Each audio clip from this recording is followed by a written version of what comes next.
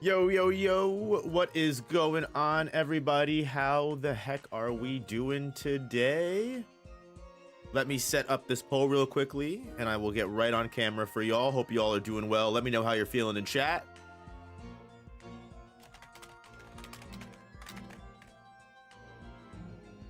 If you haven't already, make sure you hit that like button. Helps the channel way more than you know.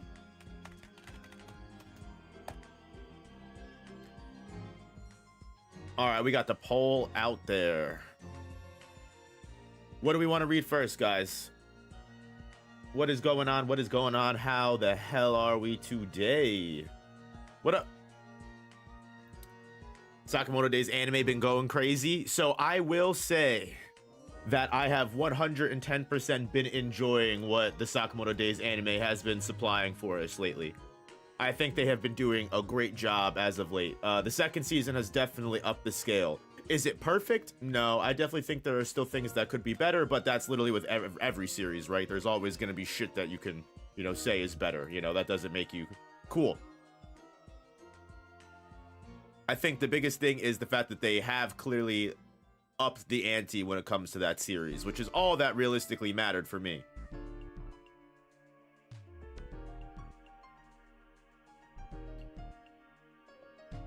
The only thing that gets annoying about streaming on both channels is having to change all of the settings each time. That does get a little tedious, but it is what it is. The things we do for love.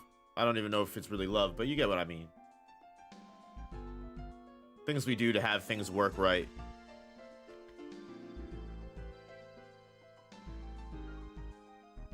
Let's fix this chat real quick.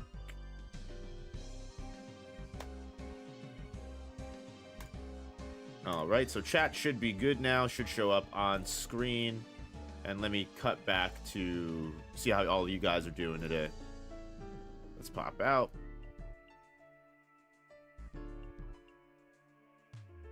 Sakamoto Days anime getting more attention in Core 2? Hell yeah, which is what was important. Did you know Kei Arana is live right now on Instagram? Is that true? That's funny.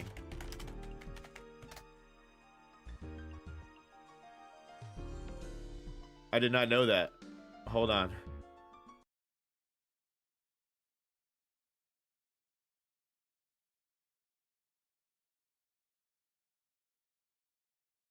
What's she up to? What's she doing?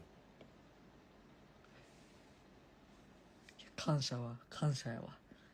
でしかもね、見てない人はちょっと見てきてほしいんですけど、やっぱり戦闘シーンめちゃめちゃかっこいい。Just literally just chilling, hanging out with the Instagram fans. We love it with just the picture of Rudo crying as the thing. That's awesome. We love that. Good for her. That's funny.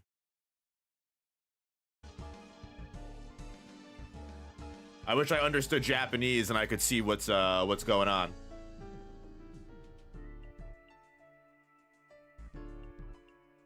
In the middle of reffing a Yu-Gi-Oh! Money match to be here. Ayo, that's dedication, Dominic. I appreciate that. More anime fans like Takamura. Oh yeah, Takamura's got that aura, bro. I'm sorry that you're feeling awful, David, but I hope you feel better. I hope you start to feel better.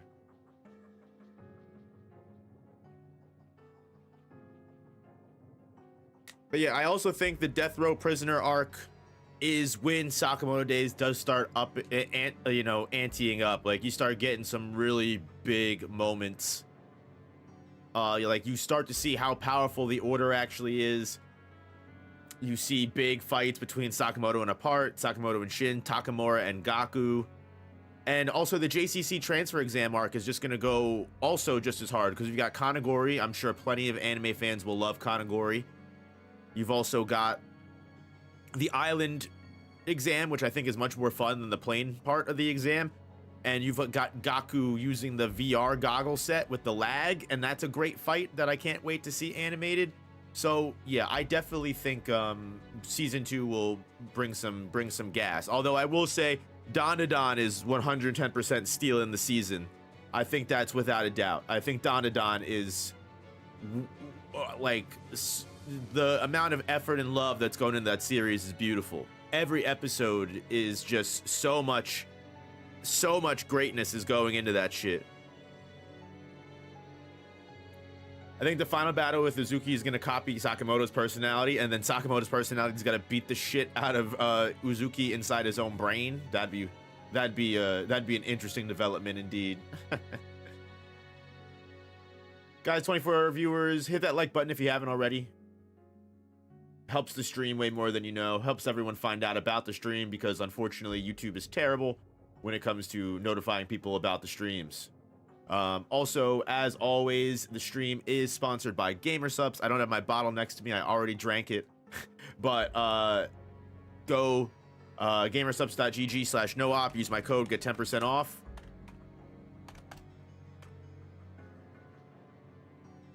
And thank you, Gamersubs, for sponsoring the channel, as always.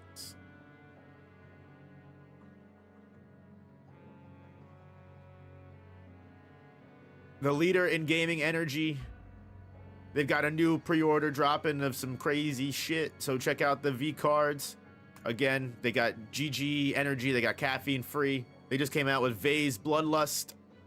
Heard that's pretty good. They got Klaxosaur's Blood by Darling in the Franks. Ooh, they got Darling in. So if we got any Darling in the Franks fans here, they got the official Darling in the Franks flavor. So there's that.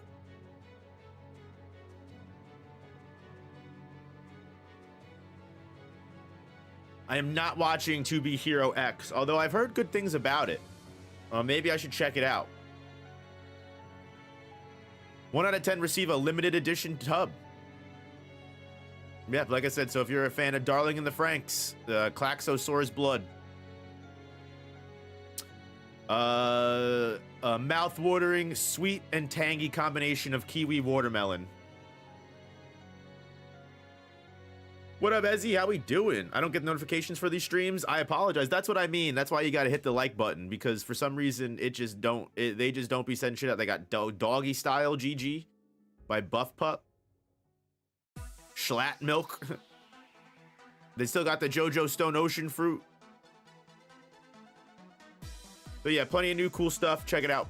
And they also have a flavor profile too, which is good. So you can actually like, you can, if the names confuse you, you can actually, you know, go by flavor. So would you say Kagurabachi's entering a Shibuya incident type arc? I would probably say so. Something very at least a very similar in impact arc to Shibuya incident. What up, Andre? How I doing? Can we recommend any manga for you to review? Sure. I mean, I'm always open to recommendations. I've been reading Chojin X on and off. We just started reading Yu Yu Hakusho on the main channel for members, so, you know, definitely check that out. But yeah, I'm always open for manga recommendations. Always open for manga recommendations.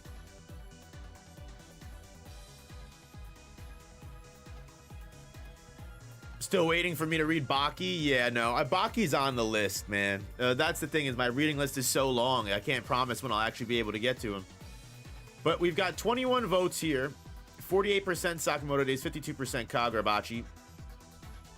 If you like tournament fighting manga, I strongly recommend Tenkaichi Nihon Saikyo. I do like tournament manga. I'll have to add that one to the list. Do I think Yuji would beat Kaiju number 8 by the end of the series? Probably not. I probably think Kaiju number 8 would whoop that ass. Kaiju number 8 is like extremely powerful. Chihiro versus Rudo. Right now, probably Chihiro, but Rudo's got some potential. I haven't really looked into much of Gachiakuta's scaling, so I might be wrong there, but I would feel like, just based off of my first impressions and my blunt instinct, I'd probably give the win to Chihiro, but anything is possible in the realm of anime and manga. I would probably have to look a little bit more into Gachiakuta's capabilities here.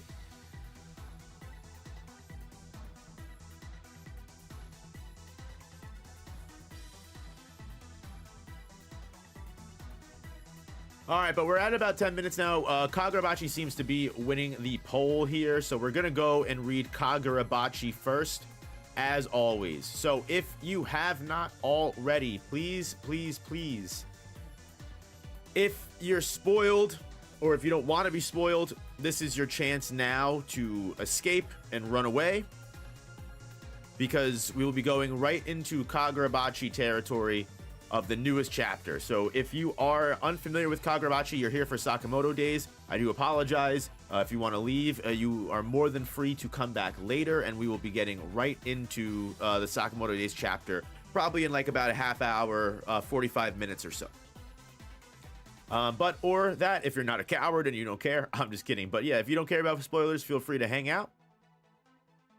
Where's that last 1%? It's probably like a 0.6, 0.4 situation, you know? Probably just doesn't show the decimals. But I think with that being said, now's your chance to escape. In regards to Kagurabachi, last chapter, it's actually been a hot minute since we got a Kagurabachi chapter. But last chapter, I believe, was the reveal of Hokuto, the reveal of Masaki, the younger brother of Cloud Gouger. Hokuto is the samurai Hishaku member.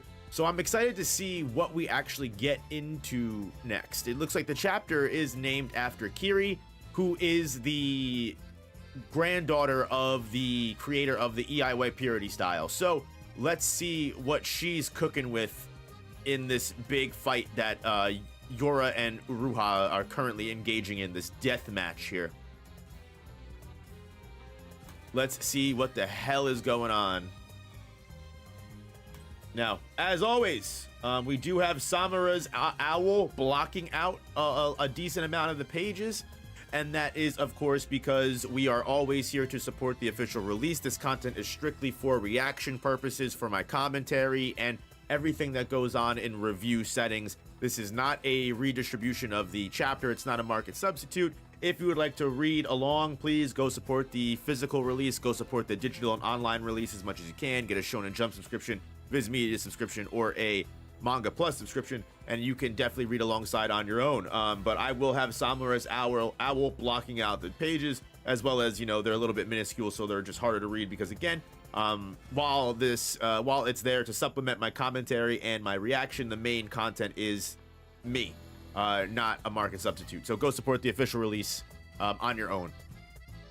But that being said, let's get into Kagurabachi Chapter 9 and see what Hokazono was cooking after that break week. Cousin bought the first 3 volumes of Kagurabachi. I've never been so proud. You love to hear that. We got to give Hokazono props for making the facial hair in his characters amplify their features instead of covering them up. A good point.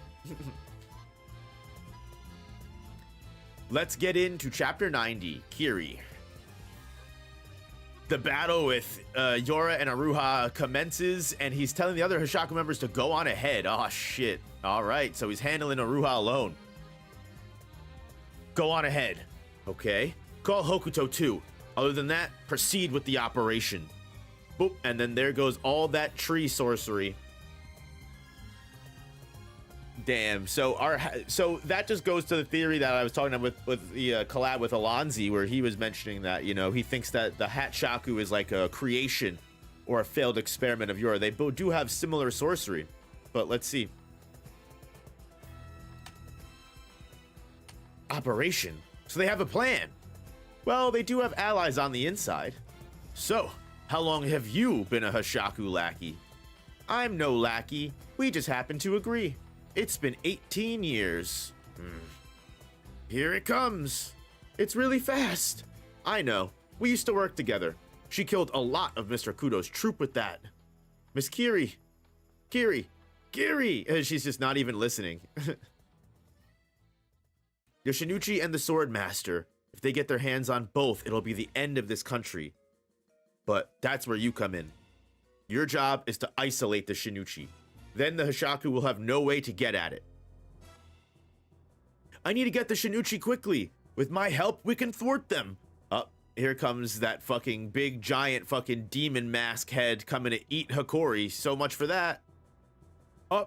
She cleaved right through it. Oh, Hakurin, are you Hikori Sazanami? Yes.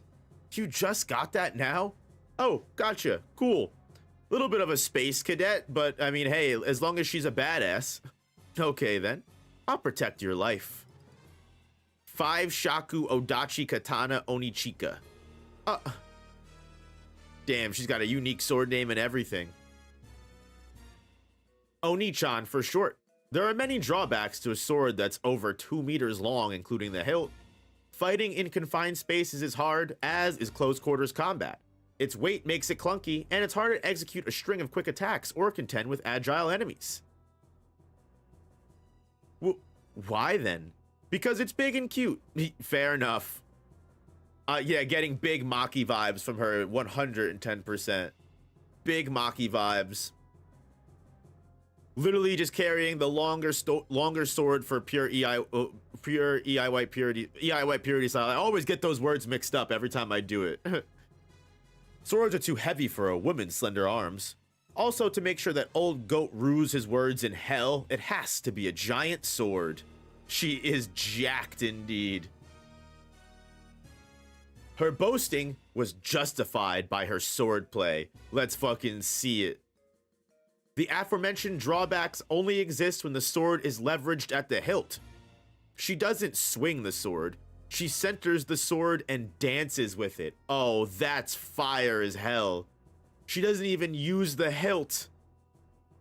She just fucking juggles the weight all around her body as it slashes. That is actually sick.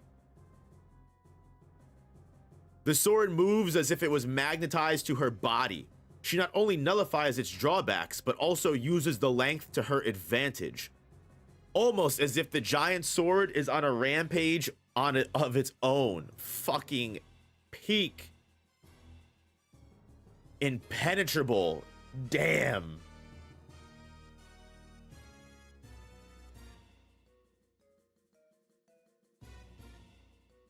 From a tender age, Aruha, I wrote my wish. Oh yeah? Let's see. I will destroy the white purity style. Hey, that's fair. This is more like a declaration, but not exactly a wish. Distracted? Nice. Damn, Yora's that much of not even that much of a threat. He's more distracted watching Kiri tear shit up. She uses spin jutsu from Ninjago, bro.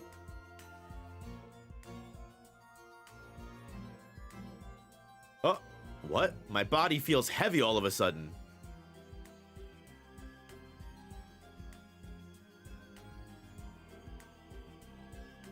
I was gonna say, yes, something's broke. What? My body feels heavy all of a sudden. That's what you get when you destroy a lucky charm. The dancing lion's heads. It's some kind of sorcery that punishes people who attack it. It feels like my body weighed down. No wonder it was so easy to slice. So that's how it works. Sure, I can still move, but I've only dealt with half of them. Destroying all of them is gonna be a tough fight. But now's my chance. She just intends to wait until I'm done. And as they all surround her completely.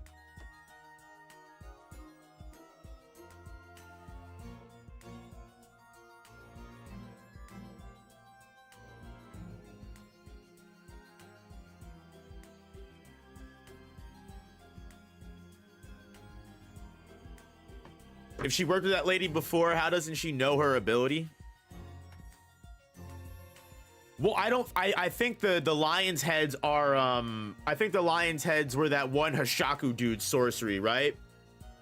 The lion's heads are, I don't think the lion's heads are her sorcery. I'm pretty sure that was the dude with the, who put the tie over his head.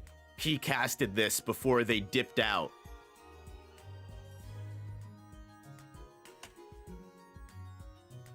I mean, she's still so heavy, she just fucking flips over him, and damn, she just fucking cuts Hikori out of the fucking floor and sends him down.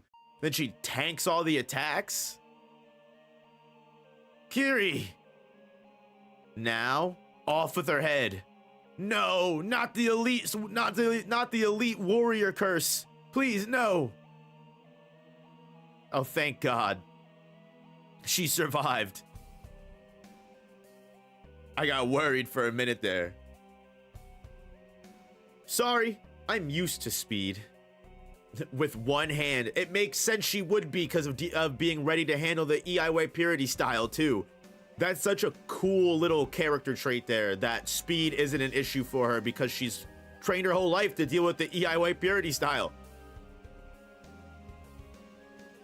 With one hand? Gotcha. Now I can handle you all at once. She lured me in. But as soon as I get free, I'm not letting you go. Her grip is insane. This is nothing. I'm used to handling a real beast.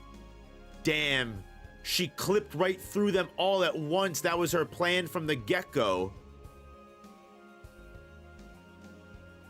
Nah, I found a loophole. If the lead character has a sword, they aren't affected by the curse. Fair. Hiyuki's currently defending one of the other sword bearers. And also, I also, like, a good point to bring up too is, like, just because Shiba and Hiyuki might be, you know, might get the notice that Kamunabi headquarters is under attack, if you really think about it, if they abandon their post, all they're doing is just leaving the other sword bearers completely open. So, like, and like that could also be a part of the Hishaku trap. Like, I think I've seen a lot of comments and a lot of people that were upset that Hiyuki and Shiba aren't just immediately showing up to throw hands. But I also think that, like, they kind of have to weigh their options at the same time, right? Like, what if, you know, sure, everything seems like they're plotting to take the Shinichi and get it, but what if it's another 4D chess move? Because remember, this is still the Sword Bearer assassination arc, right? Like, this, like, I have to imagine Hokuzono has not changed the arc name for a reason. Even though I feel like this is a completely different story arc from the Sword Bearer assassination arc at this point. Like, it could, Shiba and Hiyuki could teleport here, go to help out the Kamunabi, and then actually Hatchaku is there to, you know, kill the other sword bearers and take their blades. Like, it's kind of like a, you know, they have to weigh their options and see what makes the most sense.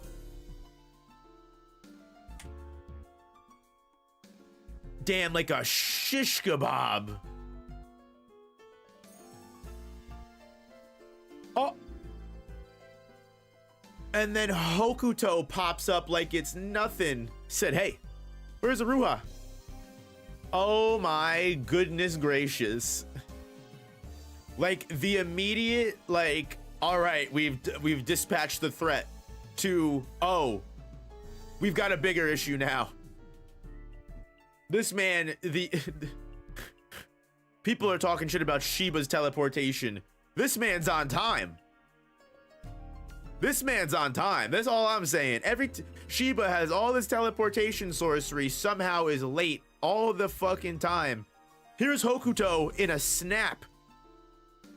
He said, oh, you guys need me there? Pfft. I'm pulling up. Here I am. The pull up is like, someone needs to time that. Someone should have hit Hatchaku should have hit a stopwatch from the moment that Hokuto found out about Aruha being alive to Hokuto actually showing up in that presence. Isn't Shiba meant to be one of the strongest? Yeah, 110%. I just like to talk shit about Shiba. Shiba is my potential man, okay? Shiba is currently Kagurabachi's potential man. Until this man fights on screen, I'm gonna slander him until the ends of the earth. Listen, the fictional characters can't sue me for defamation, so I'll talk my shit as much as I want, whether it's a lie or truth. I'll spread my propaganda and have no qualms about it. Shiba's a fraud, bro.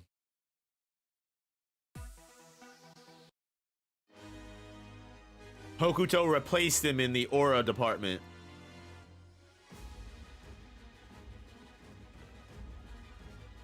Shiba's the Saitama of Kagurabachi. Strong as hell, always late. True shit. Yeah, Shiba did beat the toe pretty fucking effortlessly. I know people like to talk shit about Shiba and say, oh, well, he got his arm injured by the Datenseki crystal wielding brother. It's like, we always have to remember, like, the Datenseki crystal put you on the level of an enchanted blade wielder. People like to downplay that so fucking much.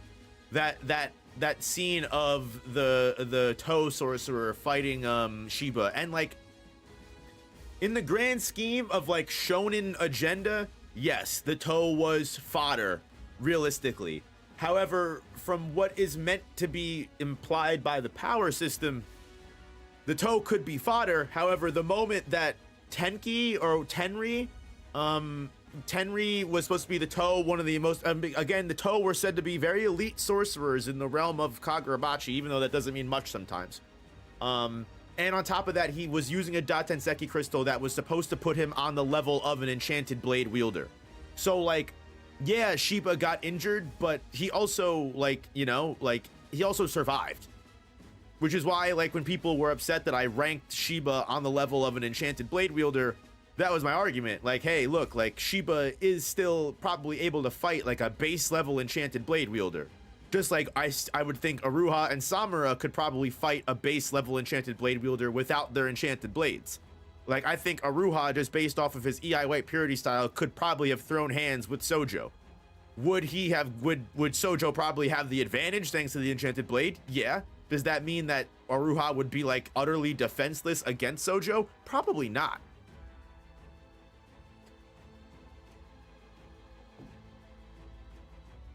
So I think that's important to distinct.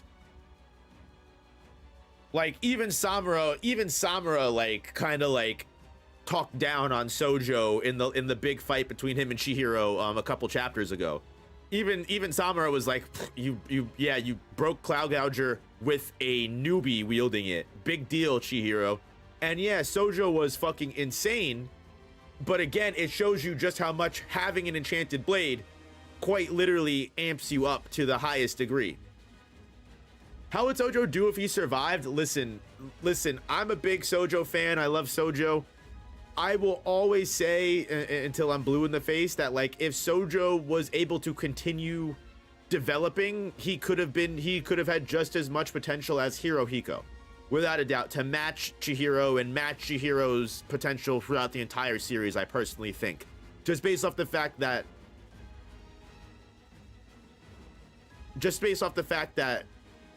Sojo awakened his own true realm so quickly. He was clearly synchronizing with Cloud Gouger very well. If there's no more operator, why can I see an operator? That's the, aha, you found out the trick. I'm just kidding. But if Sojo survived, he'd be one of the top tiers. Yeah, I mean, Hirohiko also unlocked his true realm pretty quickly. But either way, guys, if you haven't already, make sure you hit that like button. What I'm gonna do is we are gonna get to the summary portion of the chapter. So, as always, I am going to probably not be able to watch chat because I'm going to be just breaking down the entire chapter as a whole from beginning to end, putting all of my thoughts out and getting everything that I have to say across.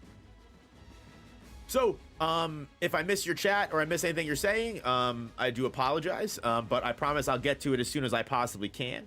And as always, just remember that I definitely do love and appreciate you very much. I think chat's just better over here, right? Or is it better over here? I think chat's better over here.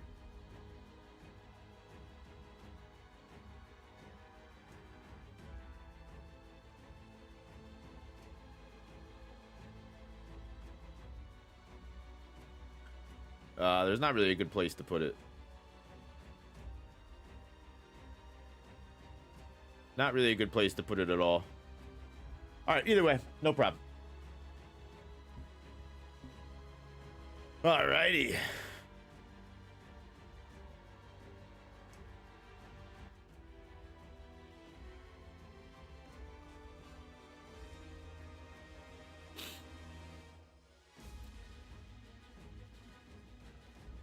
As we get introduced to more and more of these new characters in the series, this arc seems like it's shaping up to be a very big expansion of the Kagurabachi protagonist cast, which is something that I think a lot of people have been asking for a long time, because we finally have what I think might be one of, if not one of the only characters to ever survive the Elite Warrior curse. Because I'll be completely honest with you, towards the end of this battle, I was getting worried that it might end up the same way that it always does. But thankfully, with the chapter quite literally named after her, Kiri just, after only being introduced, comes off as one of, if not, comes off as one of the coolest characters that has been introduced in Kagurabachi in a solid minute. And with the fact that she not only is related to the creator of the EI White Purity style, but her entire character seeks to destroy the EI White Purity style for everything that it is by just handicapping herself and making swordsmanry as a whole harder on herself, just to not only prove her grandfather wrong, but so she can be an absolute badass doing it. Because with her wielding an odachi slash no dachi, a blade that is so weighty, very clunky, and hard to use, a lot of people were questioning what she was going to be able to do with this. Is she an EI White Purity style user with this gigantic blade just so she can prove her grandpa wrong that she was able to use his sword style? It's the exact opposite. She uses this gigantic blade in such a unique way that she basically almost creates her own style of weaponry and attack that I haven't seen in realistically any other series. If anyone can think of anything similar, please feel free to just drop it down in the comments, because this is one of the coolest things that I've seen in a long time, and I might gush and glaze about it for a little bit, but it is such a perfect way to explain Kiri's character and show us everything that she is all about. Instead of being someone that is going to prove her grandfather wrong by by doing what he can only better, she goes her own route entirely.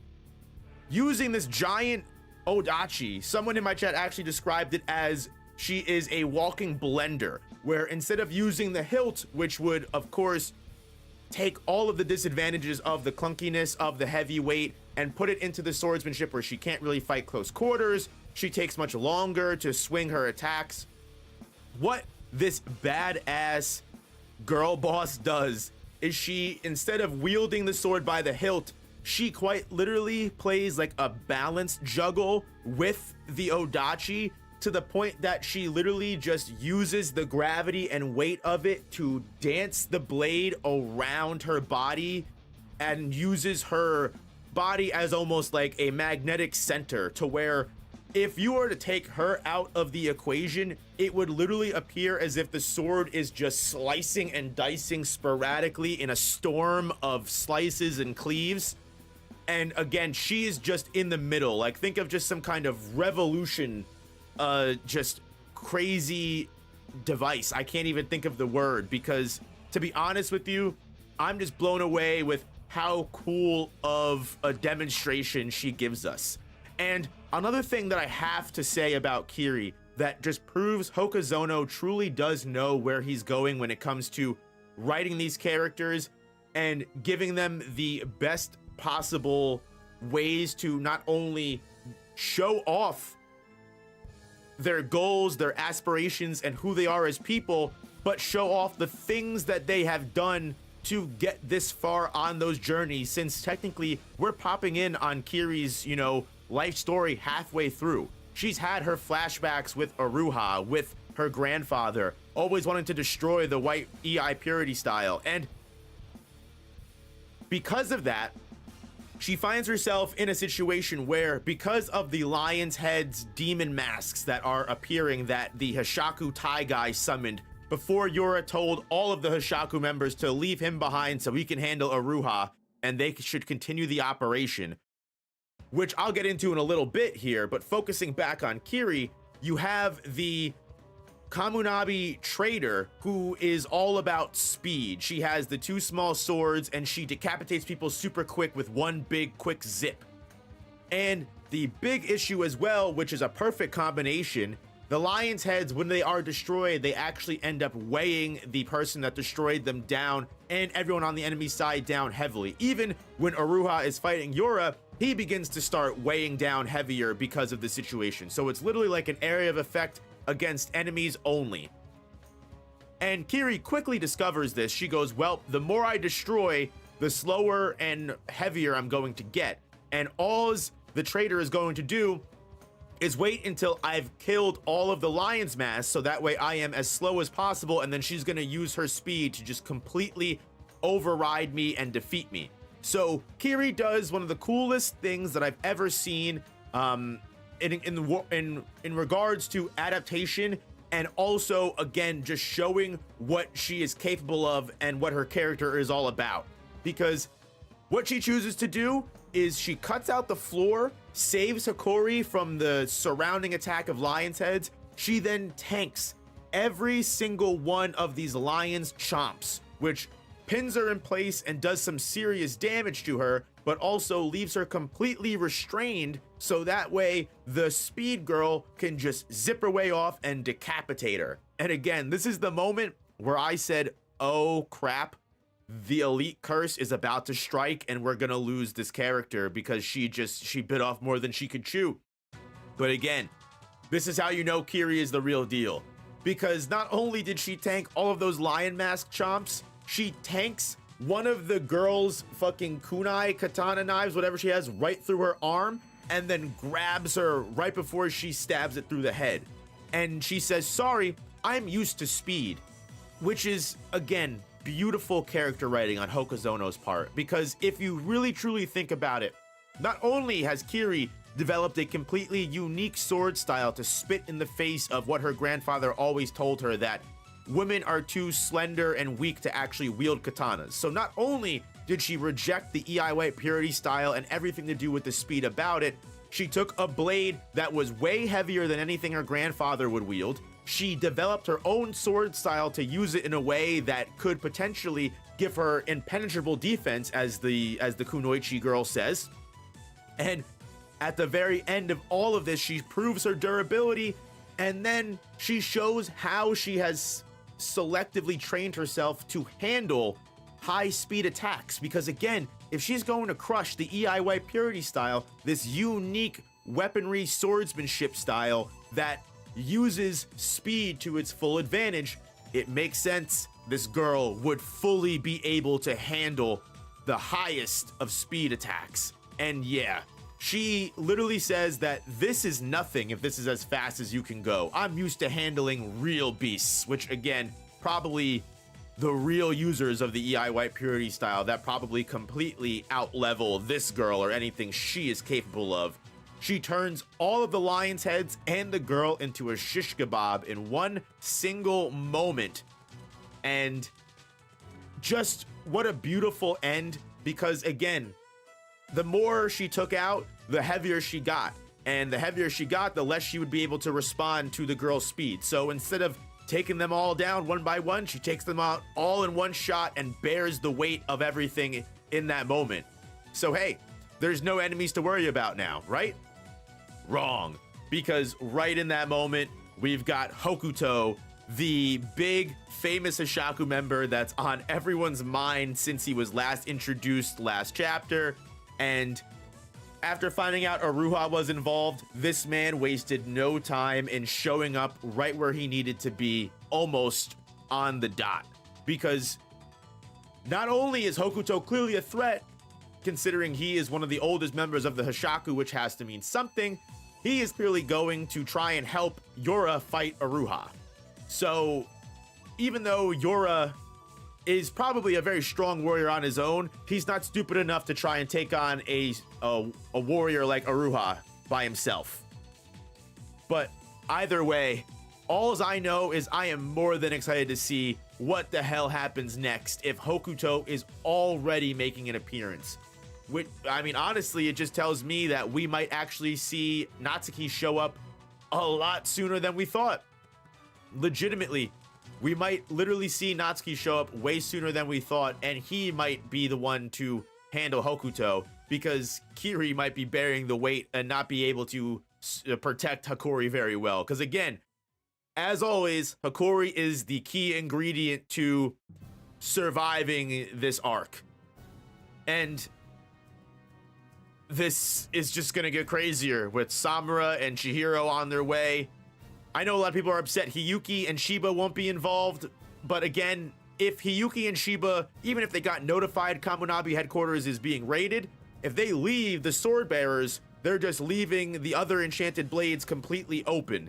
And this is still the sword bearer assassination arc. I think that's an important thing to remember, because there's got to be some reason Hokuzono has not changed the story arc's name. But I digress. Guys, if you haven't already, make sure you hit that like button. It severely helps the channel way more than you know. And don't forget to subscribe so you don't miss any future Kagurabachi reviews or content that's going to be coming out on the way. So I'll see you guys in the next one, and I hope you enjoyed. Peace. All right, and that is Kagurabachi, y'all. That's Kagurabachi, guys. Handled. We still have Sakamoto days, as always. We will not be leaving stream anytime soon. We've still got plenty of time left to go. When will I be doing the Johto power scaling stream? Probably soon. Either, if not this week coming up, then the next week after.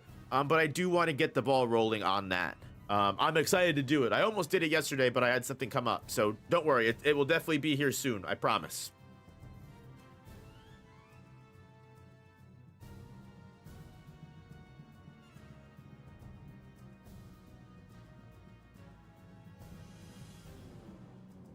But yeah, that was a good chapter. That was a good chapter of Kagurabachi.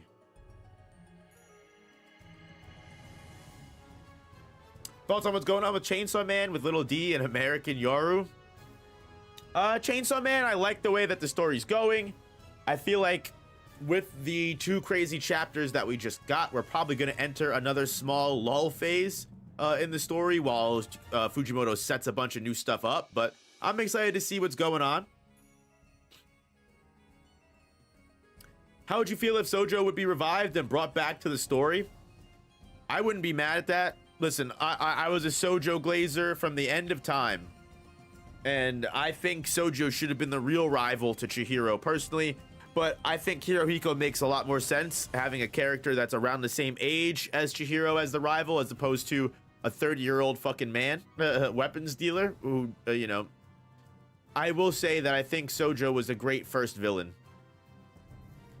Edo Sojo, yo, that would be peak. Do I think Uzuki could copy Sakamoto's personality in final battle? I really don't know. Again, like I said earlier, I think it would be cool to have the final battle between Sakamoto and Uzuki be in Uzuki's head. That would be kind of funny. Who has the most drip in Kagurabachi? I mean, right now, Kiri's got the coolest shit that I've seen so far. Not just, I mean, drip is one thing, you know, that's not really drip, but, you know, you got Chihiro in his fucking suit and tie, you know, he's got that thing on. I don't know what else to tell you other than that, but.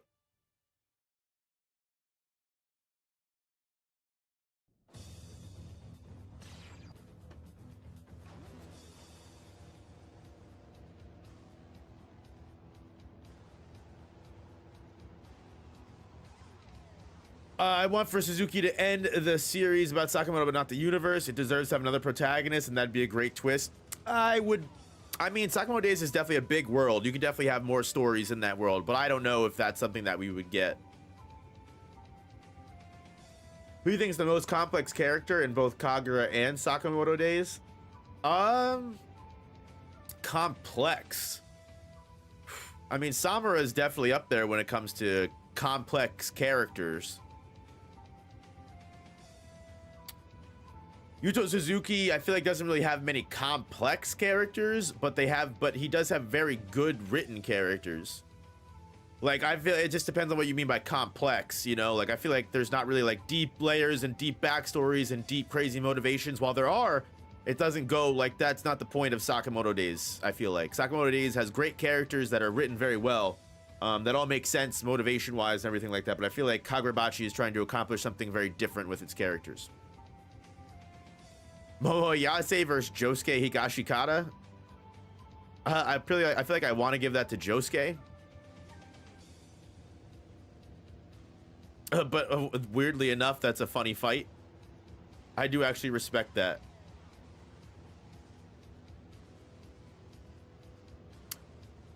But anyway, y'all, really quickly before we move over to Sakamoto Days, I do just want to say As always, the stream is sponsored by GamerSupps. I do want to give just a moment to give some love to our sponsor. Use my code NOOP, 10% off, or use the link on the pinned comment. Please go ahead, give. And as always, I will always say, I'm pretty sure they offer you free, free samples. So don't be afraid to try some free samples if you're a new customer. Or maybe not. Maybe they don't offer free samples anymore. I could be wrong.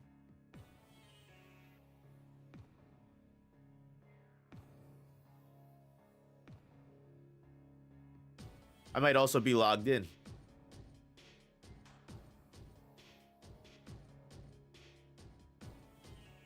But either way, check it out. GamerSupps is great.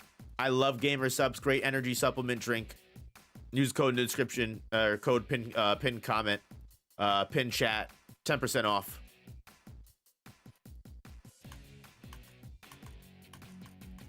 Who do you see dying from the good guys in Sakamoto Days or Kagurabachi? In Sakamoto Days, I don't know, honestly. In Sakamoto Days, it's kind of tough to say who is gonna die and who's not, you know? I feel like, in a lot of cases, Sakamoto Days protagonists tend to be pretty safe. Like, has anyone actually died in Sakamoto Days that wasn't a villain? Apart's the only character that really died, and he just got forgotten about. He didn't even really have a proper death. Like, Apart just disappeared. He didn't even really quote-unquote die. Takamura? Okay. Is Hyo a fucking joke to you? Oh, I forgot about Hyo. Yeah, he might be a joke to me. I'll be honest, controversial take. Hyo's all right. Yeah, I don't know. I know everyone loves him, but he's okay. I forgot about that, honestly. Kumanomi is controversial. Controversial. Kumanomi's a 10 times cooler character. I'm so happy she was the one that stayed and not Hyo. I think Suzuki's a bit of a coward for a series about assassins. I just feel like I feel like he's just very casually, you know, he's not looking to do anything deep or crazy. He's just looking to do a casual series. Remember, this did start out as a mostly comedy. But, you know, everyone's gonna have their own opinions. Do I think Sakamoto will come back? Without a doubt. Without a doubt, for sure. But all right, guys, as per usual, you guys know the drill. If you are not caught up to Sakamoto Days, then this is your chance for spoilers. Please, if you don't want to be spoiled on the most recent chapter of Sakamoto Days, now is your chance to get out before you do get spoiled. Thank you for hanging out for Kagurabachi. If you did, thank you for hanging out in general. I do appreciate you, and make sure you hit the like button on your way out. But yeah, picking up where we left off in Sakamoto Days, Hyo jumped off the truck that they were carrying Sakamoto on to get him to a better facility that's more secure. And Hyo jumped off to fight the luchadore with the steel skin that's able to, you know, block bullets. And Kumanomi also showed up. So now it's Hyo versus Kumanomi and the new luchadore character. So I'm interested to see where this goes.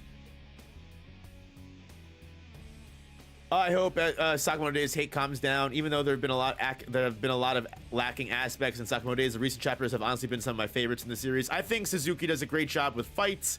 The story isn't always the strongest, but I'm okay with that. I don't read Sakamoto Days for the great stories. I read Sakamoto Days for the excuses to have fucking ridiculously, insanely choreographed fight scenes, right? The story is kind of my least cared for aspect on it. And while I kind of get upset when the story does kind of fumble, it is what it is. Like, I'll never stop reading it because the story fumbles. But let's get into it, guys. If you haven't already, please go support the official release of Sakamoto Days. This is not a market substitute. That's why we have Samura's owls blocking out the pages, blocking out the words, making it hard to see, because again, this is strictly for commentary, reaction, and review purposes. If you want to read the chapter, please go support the physical or digital release, buy a Shonen Jump app, buy the Viz Media subscription, you know, all of that good stuff, Manga Plus subscriptions.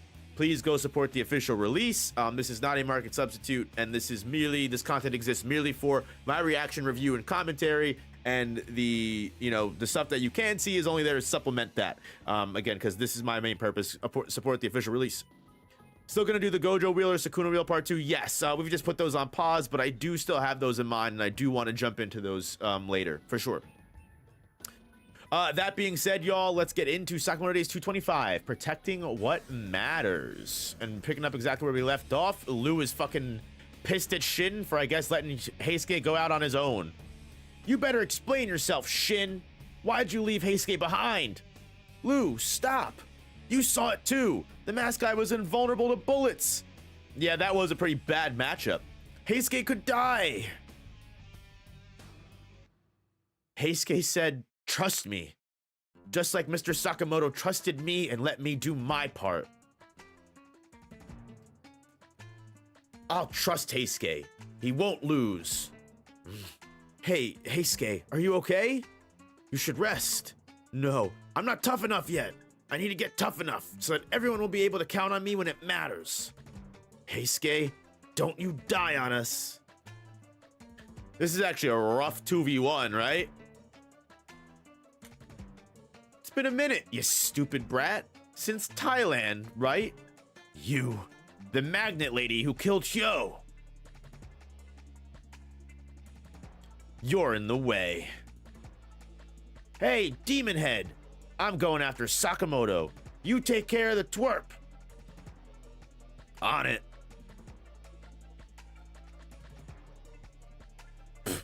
Yeah, I was gonna say, he can easily shoot at the one that's not impervious to bullets. You're not going anywhere. I'm gonna stop you right here. Can't even say kill. Huh, coward. Yeah, I feel like that's something that should have been addressed here. I feel like that should have been addressed here, where like we should have definitely learned from the last arc that we need to kill these motherfucking characters. We need to kill these motherfuckers. These motherfuckers can't survive anymore. We all know when a character gets, I can't imagine him losing, they fucking lose. That's a good point, Crimson Breaker.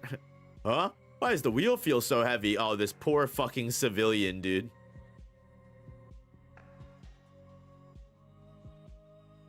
You want to die that badly? Fine, I'll kill you, but... Damn, she fucking threw a whole ass car at him. If you're gonna croak now, I sure feel sorry for that guy, since he gave his life to save you. What a total waste. Damn, she doesn't even remember his name.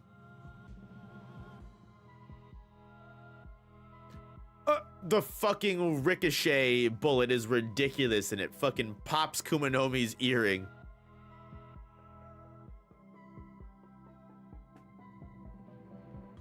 I always love fucking Heisuke's ricochet bullets. Hyo didn't waste his life. I thought about it a lot. How could I repay him for his sacrifice? And then I realized something. I realized that I'd better live life to the fullest, or I'd be doing him wrong. Huh? Not just today, but from here on out, I promise to enjoy life to the max with my friends. I won't let Hyo's sacrifice go to waste. Did you even hear what I said? You're about to die. There's a contradiction there, you moron. The fucking Pisuke the birds helping him dodge. Whoa, that was close. Thanks, Pisuke. Y'all are boring me. You call yourselves pros? How about less talking and more action?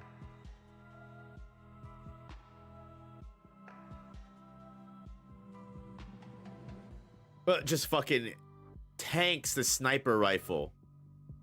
Dude, dodge much? No way. The beauty of pro wrestling is in taking the hits. You take all your opponent's hits and then bring them to submission. Let's see if you can take my hits. Yeah, the pro wrestling. We gotta go back and forth, taking each other's hits until the other one loses. Thoughts on Yor versus Sakamoto? I don't know much about Spy Family, so. Why'd you dodge? Huh? Sorry. Wait, what? Dang. Now what? I battle enemies who could actually see my bullets and evade them, but never one who was bulletproof. Pff, damn, he clocked them. Uh-oh. If this keeps up. Oh, do you get it now? You'll never beat us with that antique piece of junk. Okay, time to waste you and get rolling. Damn, they're gonna fucking impale his ass.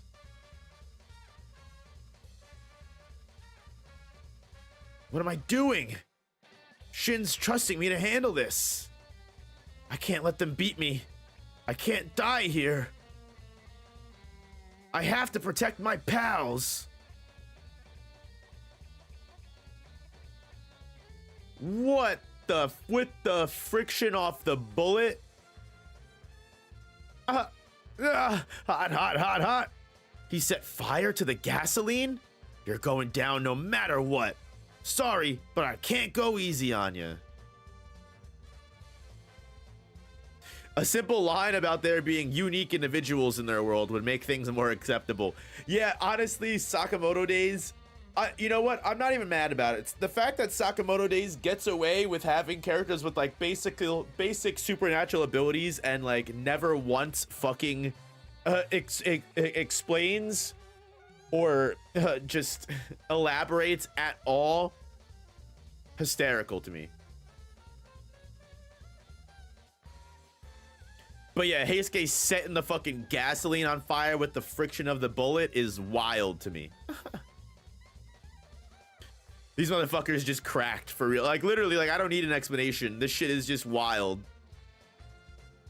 Just wild to me. I don't need to know. Why can Kumanomi fucking magnetize people? I have no idea.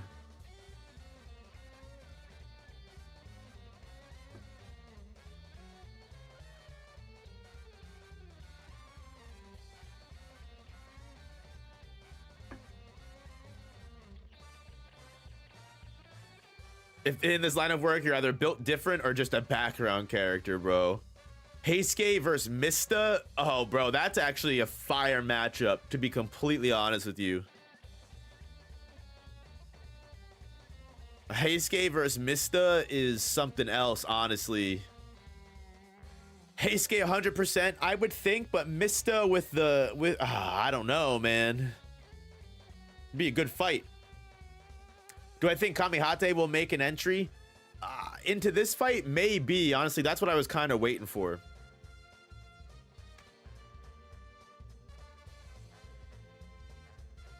I thought it was the gloves that made her magnetize things. Yeah, but what's the science behind that, you know?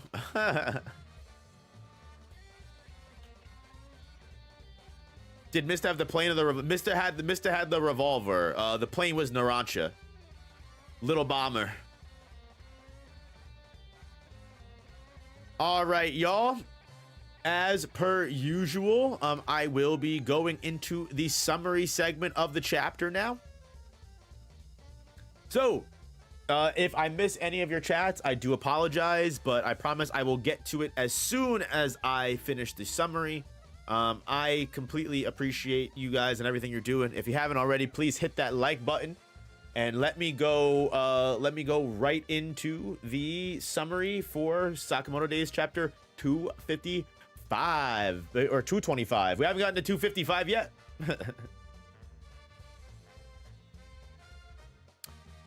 All right, let's get into it, y'all.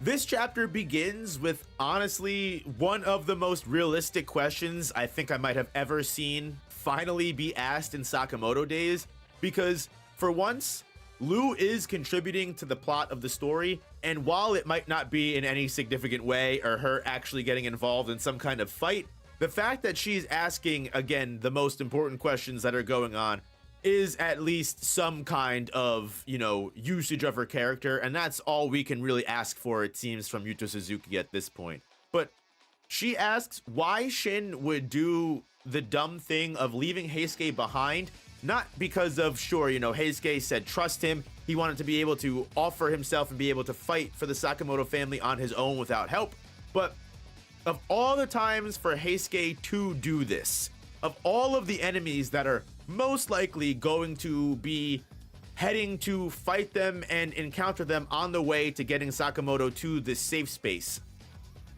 why did Shin have to let Heisuke take the enemy that seemed to be completely invulnerable to bullets? Because, again, with there being multiple 1v1s definitely going to be down the line, it's just so funny to me that of all the times for Shin to trust a haphazard, crazy, you know, death wish, I'm gonna sacrifice myself for you guys, go on without me, it had to be the one enemy that's a perfect counter for him. Because, not for nothing, I definitely think Kumanomi showing up makes this fight way more impactful for Heisuke, and I'm very excited to see how Heisuke handled this. Because, not for nothing, this is clearly going to be the hardest fight that Heisuke has ever had in all of Sakamoto's days. This is definitely his final hill and obstacle to cross in the story of Sakamoto Days, especially knowing that we have entered what is the final battle. This is Heisuke's final chance to actually prove that Hyo's sacrifice wasn't in vain. And that's a big theme when it comes to this chapter specifically, because Kumanomi, obviously realizing that the Luchadore wrestle character is gonna have the advantage over Heisuke, she decides to try and jump on ahead and keep going after Sakamoto, which Heisuke refuses to let happen at all. And even though Heisuke can at least shoot Kumanomi with his bullets, I have to be honest with you, I definitely think Kumanomi has an advantage over Heisuke as well. So if Heisuke does manage to come out of this fight, whatever the end result is, this is clearly going to be one of the most defining moments for his character before the end game of the series. Because not only is Heisuke going up against a character that is a complete opposite to him, someone that can completely tank all of his bullets, because even Heisuke says in the battle, he's fought people that can see and dodge his bullets. He's trained against Sakamoto before. He's fought with Shin against Seba. He's fought with Shin against Tenkyu. And honestly, that's another big moment in this fight as well, is that Heisuke is normally support. Being a sniper character in an assassin world, with his only talent being marksmanry, he usually is much better as support. So for once, Heisuke is put in a situation that he's almost always putting other people in. You've got the Luchadore pro wrestler character who's the close quarters combatant, and then you've got Kumanomi who is able to do long range attacks. And surprisingly, even though Heisuke is definitely fighting an uphill battle here, he's doing everything he can to make the most of his environment. Because even though Kumanomi is throwing things like full gigantic vehicles at him, Heisuke is being able to move fast enough to at least dodge the cars and then fire ricochet bullets that go off of the road, go off of the destroying car, and then almost cap Kumanomi right between the eyes, just barely hitting one of her giant moon earrings before she moves her head. And it's here that we see what's driving Heisuke in this fight, even though he has everything going against him. All the odds are stacked.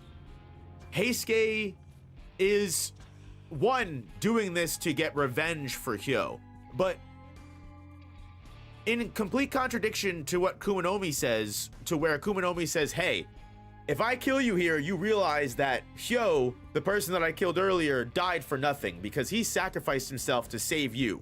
He sacrificed himself to save the civilians and everyone there for them to live long lives. If I kill you here, not only did Hyo die for nothing because you died as well, but I killed you too. She's gonna be responsible for everyone's death.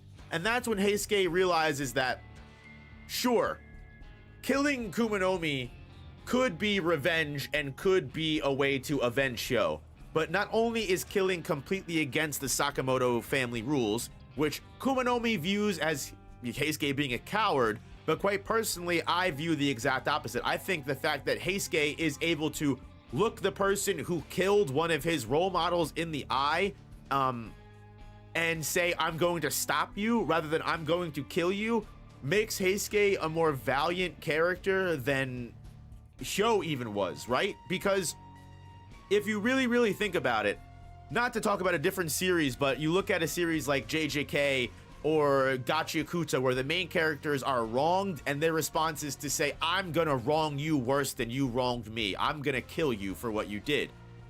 Heisuke, instead of falling prey to rage, falling prey to what Shin almost did going up against Tenkyu in the prison arc, Heisuke doesn't need to go through that same development. Heisuke already knows what's right. And the conclusion that Heisuke came to was this. Instead of killing Kumanomi and avenging Hyo that way, Heisuke can repay Hyo for his sacrifice by living his best possible life for as long as he can. And that's not being an assassin and being the best marksman. That's being the best Heisuke that he can be. Living and having fun with his friends, you know, working at the convenience store and doing his best to help the Sakamoto family. And also in this moment, giving his life here to ensure that all of his friends not only live long lives as well, but the person at the head of all of this, Sakamoto, the person that showed Heisuke there was another route to life besides assassinhood, can live to be there for his family. And I think, again, while I personally have qualms with the fact that we're not killing people yet this far into the series, because I definitely feel like people like Kumanomi, people like Uzuki, people that are on Slur's gang at this point probably just need to die or they're always going to be problems. But again, you know, the Sakamoto family's rules are not meant to be broken, and that's something that the prison arc wanted to show us completely. Even to our characters' detriment, they are going to do their best to not kill their enemies. And again, I'm just very interested to see how this fight goes, because it's a very mirror moment for Heisuke, who is finally seeing what can be done when you have a close quarters fighter and a long range fighter combining their abilities. Because the Luchadore character, who I know a lot of people wanted to be Hyo in disguise, who survived, and at this point, while deaths in Sakamoto Days are rare, it's very hard to see a lot of characters dying, because most characters, that's why a lot of people complain about the stakes in Sakamoto Days, because most characters do utterly just feel safe, like most people won't die. So it wouldn't be out of left field for Hyo to reveal that he didn't actually die, but I think that would make his death feel a lot less valuable. I feel like that would hurt the story more than it helped here. And also, you know, what I will say is this Luchadore wrestling character definitely does seem to have his own personality, his own trope.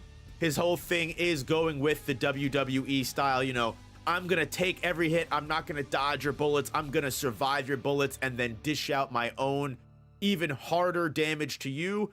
And he actually gets mad at Heisuke for dodging instead of just taking the attacks that he's dishing out to him, which I think is hysterical. And it's so like genuine that even Heisuke is like, oh, I'm sorry. Wait, why am I saying sorry?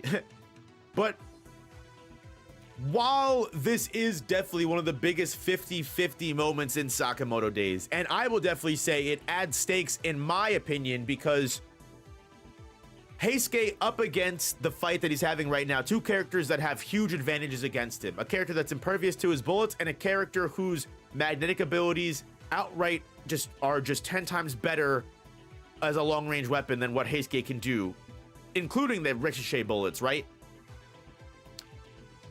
Heisuke does have a really potential chance of losing here, because unless someone does come to help him, it's tough to see how he wins. But at the same time, much like Kamihate was able to make the most of the situation during Shishiba and Osaragi's betrayal, Heisuke begins to do things that no one would ever expect him to do.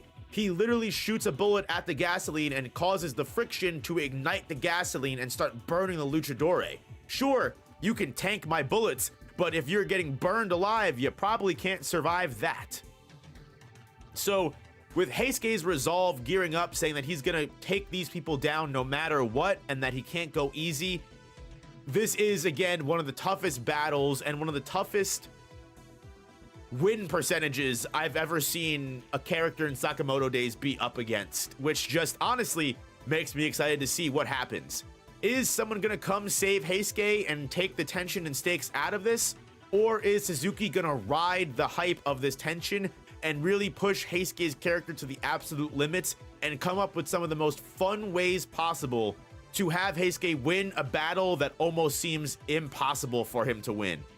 I don't know, but again, with this being Sakamoto Days' final story arc, with it being the final battles that these characters are going to be up against, if there was ever a time to push a character to break their limits and have them do some of the craziest things that they probably will never be able to do again, now is the time. Which again makes me excited to see what can happen, but also there's a part of me that makes me worried because knowing how Suzuki can be sometimes, who knows. But this is where the chance of what Sakamoto does best has to shine, which is the amazing choreography and just ridiculous battle scenes that Suzuki is able to concoct in his brain. And again, with Heisuke using the friction to create a fucking giant explosion of fire to actually start hurting the wrestler with, I think this is only the beginning of what we'll be able to see Heisuke do. And for one of my favorite characters, I am not upset at all to see what Suzuki can pull out of his ass for that. But yeah, no, 110%. I absolutely love where this fight has the potential to go, and you already know I'll be here to see it through to the end. So guys, if you haven't already, hit that like button, and most importantly, subscribe if you don't want to miss any future Sakamoto Days videos besides just the reviews, because there's plenty of content coming out as well. And I will see you guys in the next one. Peace.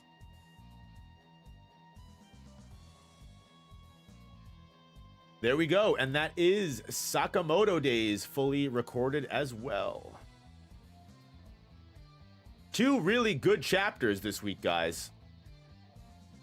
I definitely think Kagurabachi wins the award this week of Kiri's chapter being 10 times cooler, because again, I have not seen some crazy shit like that of using the sword like a blender in my entire life. Just crazy shit. Literally just crazy shit.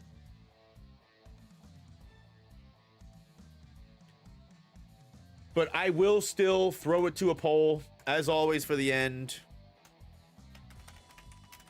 See what you guys think here. Who had the best chapter this week? Was it Kagurabachi or was it Sakamoto Days? Crazy to think we are slowly approaching chapter 100 of Kagurabachi. Kind of crazy, right? Where we just hit chapter 90. Kind of crazy.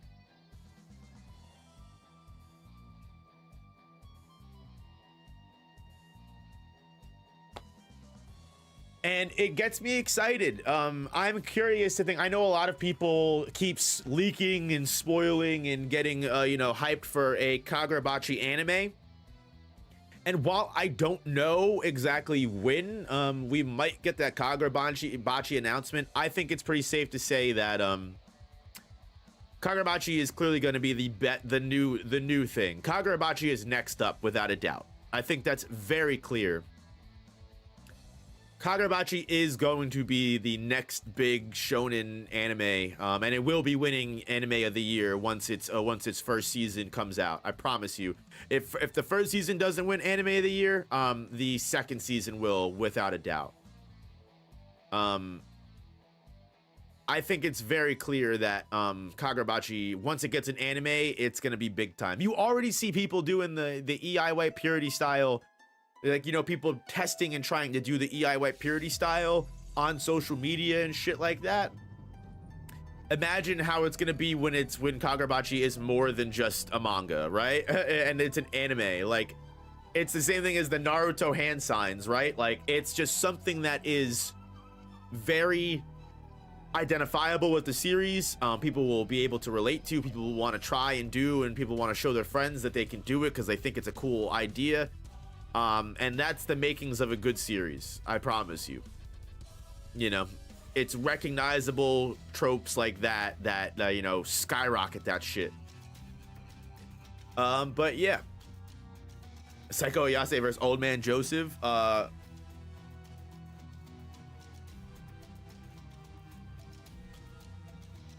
feel like Psycho Ayase and Old Man Joseph would just get along too well. I feel like they'd be best friends. I feel like someone would have to probably stop them from fucking banging before they fucking actually started fighting. Like, I just feel like those personality types match. Is Manga Plus a website where you can read manga for free? So Manga Plus does have is an official you know, Shueisha website. So it does support the official release. Definitely feel free to use it, and they do release the you know, the newest chapters for free. And if you want to read the older chapters, I believe you can pay for a subscription.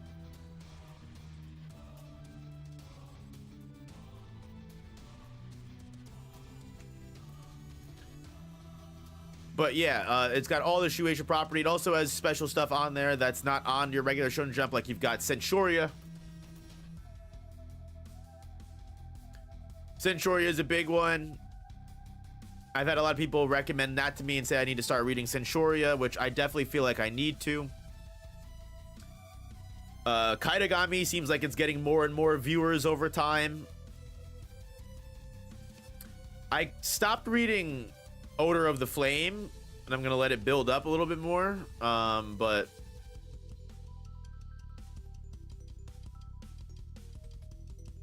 I don't know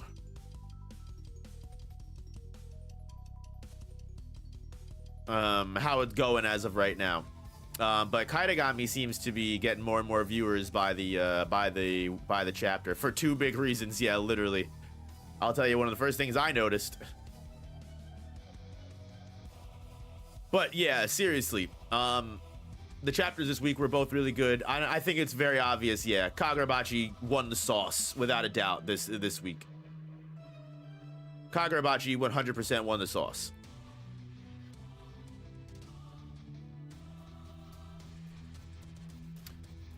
Ultimate Exorcist Kiyoshi. I don't know anything about this. I really don't. I've had some people bring it up to me, but personally, I really don't read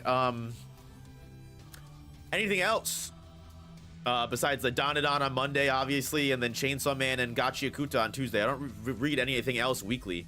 As like I said, I've been kind of reading Chojin X on and off, and like I said, we just started Yu Yu Hakusho on the main channel, members only. I don't read One Piece. I probably, honestly, never will. Just reading 1,157 chapters does not sound fun to me. And also, One Piece is one of those series, like, just like personally, for me, the character designs have never really hit. I just feel like One Piece characters look kind of goofy to me. I've never fucked with the character design of One Piece personally. I know people might get mad at me for saying that, but I just feel like the character designs are just goofy. I don't know, man. There's something about it. I just don't like them. They do have good designs. Yes, I will say yes. I don't want to clown too much. Like, yes, I agree with you. Law is probably the coolest character in One Piece when it comes to character design. I have always fucked with Law's design. I even when again, like when I was like 16, 15 and I didn't know anything about One Piece still, but I saw Law's character and I was like, oh yeah, he's a fire character. Doflamingo is a coolly designed character. Like, I like One Piece. Like, I like engaging with One Piece as a dirty, like, casual person. Like, I'll watch, like, you know, CJ DeChamp's video on, like, Doflamingo, or, like, watch, like, a character analysis on Doflamingo, and I'm like, that's a cool character. That's a great character. Will I ever, probably ever watch or read One Piece and know all of the full context of his character? Nah, probably not. It's just too much, man. I don't know. It's such a commitment. And I know people are like, it's not too much. It's not too much at all. But I don't know, man. I don't have the patience. Yo, I was saying something in Discord. Correct me if I'm wrong here. Maybe this was just a me thing, and I might get hate for this too, but I'll bring it up because we were talking about it, or at least I was talking about it.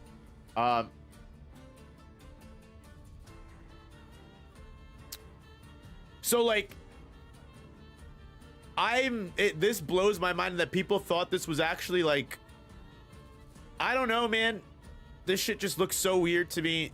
I was not a fan. I tried to watch this and like I just thought this was so weird. Like he's fighting him with the little tiny sword and he's like pushing him so far back, and it just looks so weird live action, bro. It looks so fucking weird. You wanna know what's even weirder? Why are all of his friends just standing right alongside this fight as it's happening? Why are they doing nothing?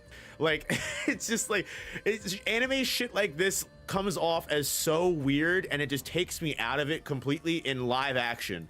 Right? Like you can get away with this shit in anime where like everybody is like standing watching this fight happen, and they look so concerned and scared for their friends during the fight, but like in live action this just looks so fucking goofy. Like they're fighting him and he's getting stabbed in the chest, right? They're this close to him. What do you mean? It just looks, why are you just standing there? It just looks so weird, and they look so concerned, and they're just standing around. It just looks so fucking weird, bro.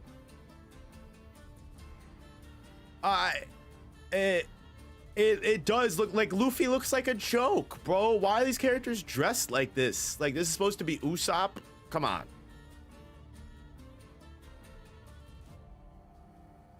Nah, because Mihawk is just like that. They would have tried something that would have been wiped out. I completely understand that.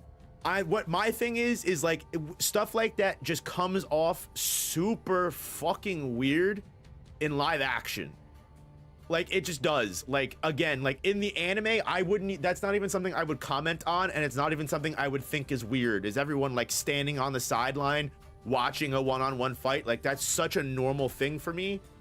It wouldn't I completely understand it. It's just live action. It seems goofy as hell. Like these guys are just chilling. It's just weird. In anime, this I would think this is completely normal. In live action, it comes off as 10 times goofier than it actually is. For me, personally. It just like look at their reaction. Like look, it's just like, oh my god. We gotta save him. Like it's just like, this just looks so weird to me. I don't know. And it's so I wish I could play the scene. I wish I could play the scene without getting copyrighted personally, because it really is like showing the stills looks worse than the actual thing. Look at that. The cut doesn't even look that bad. It's just look at Luffy's face, and it's just like and so what I thought was really interesting that I wanted to bring up was if you look at the comments, right, for this, like the top comments here,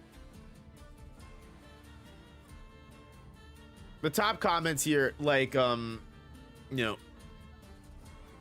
Mihawk's actor is just perfect casting. He's incredible. He nails every single aspect of the character. Cast is so spot on. It's emotional, it's brutal, and somehow they managed to write dialogue that's reminiscent of the manga but not cringe in live action. Great acting. He's looking intently at him. Mihawk and Zoro actors killed this scene. This is what brought a rating from an 8 to a 9. What I like about this fight, can we appreciate how the blades didn't shatter, being considered one of the finest swordsmen in the world and getting your absolute ass handed to you. Like, these people love this shit, right? But notice,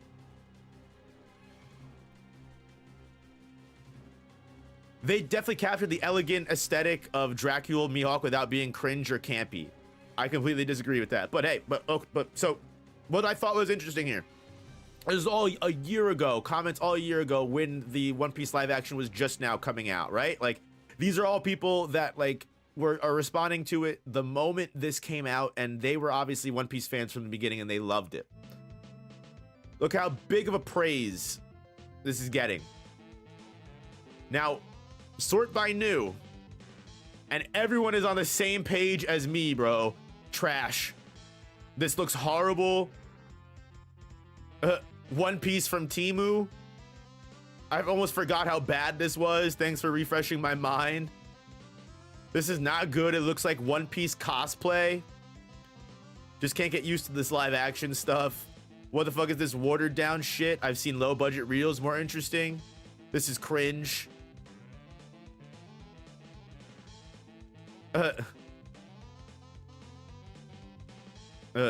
Yeah, it's like, yeah, like it's so funny, like how like you can tell the people that watched this when it first came out loved this, and the One Piece anime is just not, or the live action is not aging well. Personally, for me, I think live action and anime is always going to come off as cringe, because it's the same way for me that English dub for anime sometimes comes out, where it's like if you hear someone give out this insanely all-powerful ultimate attack name for their character or their ultimate move in Japanese or like whatever voice or whatever language you're speaking in, like there's a level of separation to it where you're able to immerse yourself more into the aesthetics of the world, the fictionality of the world, right? It's just easier to get into. Whereas once you start involving things like live action, things like, or English or direct English that we speak, the cringe starts to become that much more apparent to yourself. Like hearing someone in Japan, like Rengoku versus Akaza in Japan is like super duper cool. Rengoku versus Akaza in English dub just makes me cringe personally. Like when Akaza is like calling out his move names and he's laughing, he sounds like a fucking demon, bro. He sounds devilish, he sounds demonic. His voice is high and it's making fun of Rengoku, and you hear everything in his voice. And then when you hear the English Akaza, he's like, destructive death. Ha ha ha ha ha ha. And I'm like, all right, I can't watch this. This is just, it's weird. Right? It's just so, it takes me out of it immediately, because there's a level of realism to it that just immediately pushes me out of it entirely. The Prodigy, I'm so glad you say that, because you know what's crazy is like there are animes, like you make such a good point. Live action Death Note, it's so funny. This is how much people suck at live action, is you have a series like Death Note that should be such an easy translation to live action that they are somehow never able to succeed at doing once. You know what I mean? Like, of all anime in the world that could be turned into live action and actually still hold all of its integrity and be good, is Death Note, and somehow they fail every single fucking time at it. I don't understand. All you literally have to do is just adapt the story as is with just real characters. Ryuk and the Shinigami might look a little weird with the CGI, but if you're able, but if you handle the story and you direct it correctly and you do the cinematography right, you can make Death Note a live action anime and no problem at all. You would have no issues with it. Whereas like things like Naruto or like Bleach, it's just harder because there's so much more you have to take into consideration. Right? There's just so much more you have to take into consideration. There's a reason why like something like Star Wars works where something like live action One Piece does not. Right? Where it's like Star Wars is meant to be like, you know what, Star Wars, like One Piece, it's the same thing with video games and anime. Like these stories usually benefit from their different mediums because they can exaggerate more. Like characters in anime are like when they like, you know what I mean? Like imagine some real motherfucker wearing this shit. Like when I don't know if they've gotten Doflamingo in the live action yet, but like when Doflamingo is real, he's gonna look dumb as shit, dog. I'm sorry. No matter what live actor they put in this role, he's going to look fucking stupid. Why? Because anyone wearing this in real life looks fucking stupid. If you ever saw someone walking down the street in some shit like this, people would be like, what the fuck is wrong with this guy? But in the world of One Piece, in the anime world, it fits, it works, it looks cool because it's drawn, because it's fictional, because you can exaggerate things that wouldn't normally be able to be exaggerated in real life. You can make his like flamingo sweater, feather sweater, whatever, you can make it flow in the wind. You can make it always fit perfectly on his shoulders where it needs to be the most aura-fueled part. You can always draw and animate every aspect of a character in their best possible light. Whereas, like, dog, I'm sorry, you look like a fucking idiot, dog. Like, good for you, great cosplay. But actually, this guy kind of pulls it off. This is actually, I might stand corrected. This guy actually kind of, you know what? Maybe I wouldn't make fun of this guy. Actually, he actually kind of, he's kind of got that shit on. I won't lie to you. Maybe I spoke too soon. Like, this guy looks like a jackass. You know, this guy looks stupid. Like, if you saw some guy walking around like this, goofy.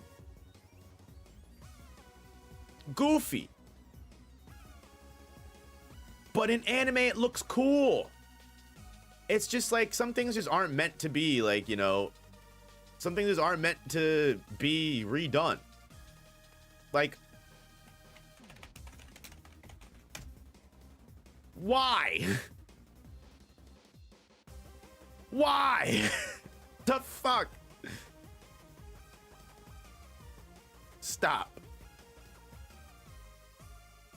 Just why, bro? I already knew, dog. I knew he was gonna look like an idiot, dog. Like, come on, man. This looks fine in anime because he's a fishman, bro. It's a cartoon. He's a cartoon. This looks stupid. Looks fucking dumb.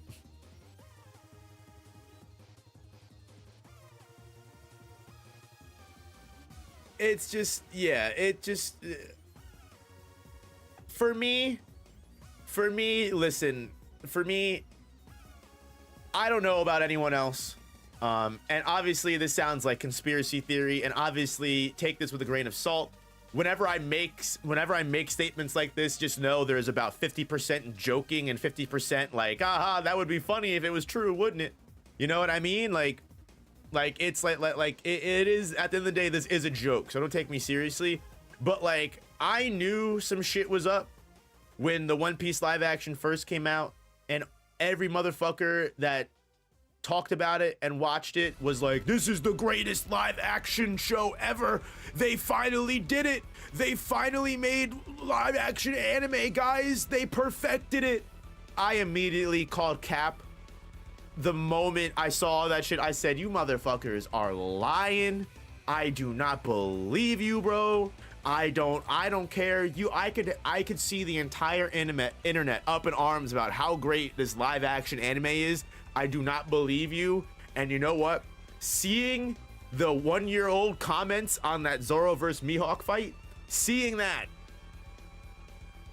and then seeing all the new comments agree with me, but like, this looks stupid. Like, this looks dumb. Like, right?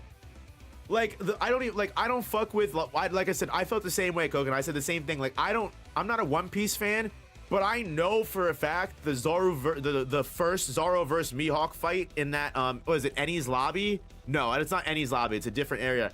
I know that fight goes hard, and I know One Piece fans love that moment, and I know that's supposed to be a big fucking moment for One Piece. Like, I could definitely guarantee, I can, as a non-One Piece fan, I can watch that fight and go, they fucked this up.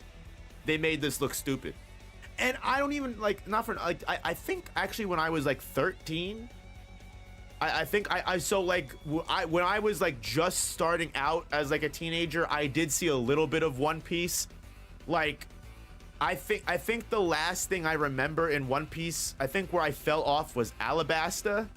Like, I remember a little bit, you know, Luffy, Zoro. I remember Arlong and Nami. I remember that story. I remember the dude with the cat dude with the Wolverine claws.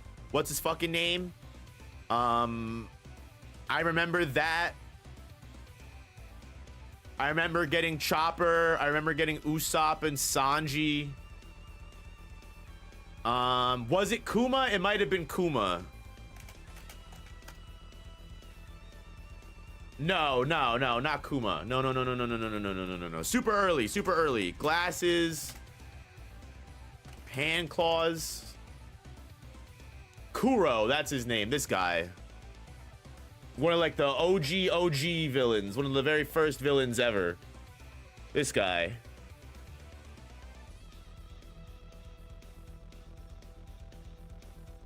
With the cat claws shit.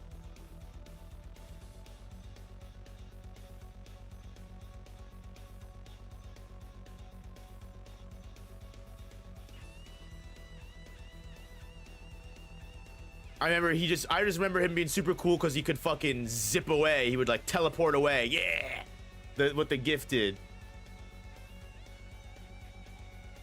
Yeah, I remember I really thought he was a cool ass villain. I thought he was super cool. I do remember the fight. I do remember Don Krieg a little bit.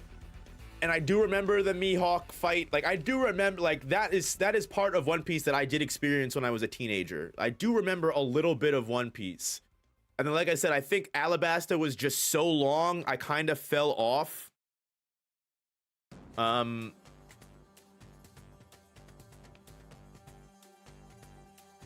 yeah, also Antimatter brings up a really good point. The One Piece villains are supposed to be larger than life. Like, what are they gonna do when like they get to what was it Thriller Bark? They have the big giant fucking guys, you know what I mean? Like, what are they gonna do for this, right? They got this guy. Like, I know a little bit about One Piece. I know enough to know what are they gonna do for this shit, right? Like, how are they? What was even the plans? What were they even really thinking here? Right? Like, what was even the play? Yeah, I mean, it just wasn't the show was doomed to fail from the beginning, right? Like, the show was always doomed to reach a point where it wouldn't even be able to continue. It was the show was always doomed to fail, in my honest opinion. But anyway, yeah, I've yapped for long enough. Like, I remember Mr. 3 and Mr. 2 and Mr. 1 or Mr. Sunday and Mr. Thursday and Miss Wednesday and like all that shit. Like, I remember like Alabasta, all that stuff. That's about as far as I got. Like, I remember when Nico Robin wasn't Robin, she was still like Miss Wednesday or something like that. Like, that's about the last, like, that's as far as my One Piece actual getting into the series goes.